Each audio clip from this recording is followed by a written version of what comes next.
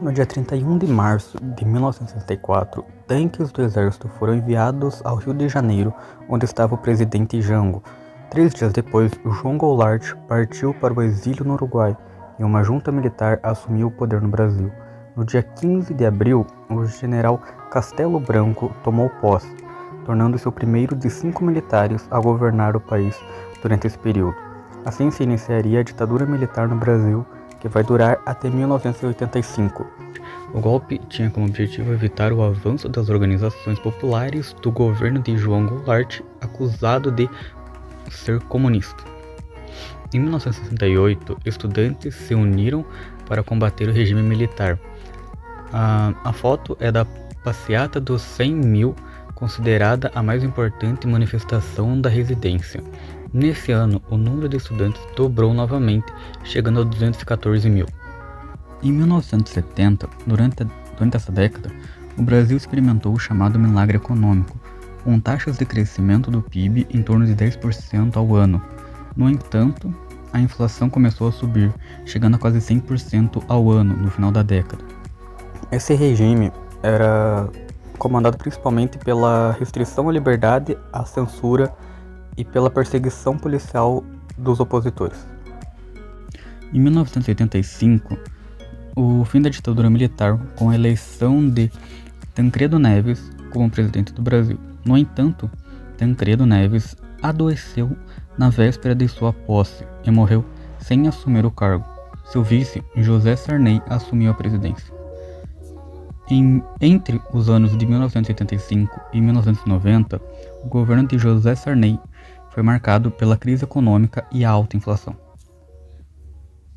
Origem.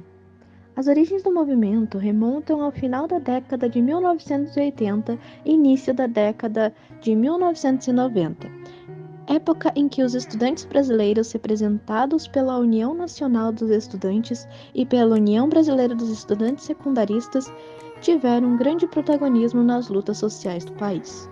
O tal protagonismo deveu-se, sobretudo, às campanhas pelas conquistas do passe livre nos transportes e da meia entrada nos cinemas, no âmbito da aprovação da Lei Orgânica dos Municípios, consequência da promulgação recente da Constituição Brasileira de 1988. Fernando Collor foi eleito em 1989, tornando-se o primeiro presidente depois da redemocratização do Brasil. Teve uma grande queda de popularidade devido ao Plano Collor, que bloqueou contas com valores maiores de 50 mil crediários novos, tanto em contas pessoais, tanto empresariais. A gota d'água foi a revelação de um esquema de lavagem de dinheiro com empresas fantasmas. A denúncia foi feita pelo próprio irmão do presidente, Pedro Collor, em maio de 92. Pedro organizou informações e documentos incriminando o irmão. Com novas denúncias, a API de Collor foi aberta e formalizada em 27 de maio de 92. Mobilização dos estudantes. Os estudantes, organizados principalmente por entidades como a União Nacional dos Estudantes, a UNE, e a União Brasileira dos Estudantes Secundaristas, a UBS, foram fundamentais na organização de protestos contra o governo Collor, inspirados por um forte sentimento de insatisfação e um desejo de mudança. Os estudantes começaram a se organizar em universidades e escolas secundaristas de todo o país. O movimento estudantil contra Fernando Collor de Mello, popularmente conhecido como Caras Pintadas, foi uma mobilização social que se destacou no início dos anos de 1990 no Brasil. Este movimento foi uma resposta direta à insatisfação com o governo de Collor, especialmente em relação às denúncias de corrupção e à deteriorização das condições econômicas e sociais do país. Manifestações massivas. Os protestos organizados pelos estudantes atraíram milhares de pessoas às ruas. As manifestações ocorreram em várias cidades no Brasil, incluindo as grandes capitais como São Paulo, Rio de Janeiro e Brasília. No dia 29 de dezembro de 1992, começa o julgamento do presidente Fernando Collor no Senado Federal. O presidente Collor, ele renunciou por meio de uma carta lida pelo advogado Dr. José Moura Rocha para evitar o seu impeachment. O processo de impeachment de Fernando Collor ocorreu no final de 1992 e foi o terceiro processo de impeachment no Brasil, resultando no afastamento definitivo do cargo do presidente da República.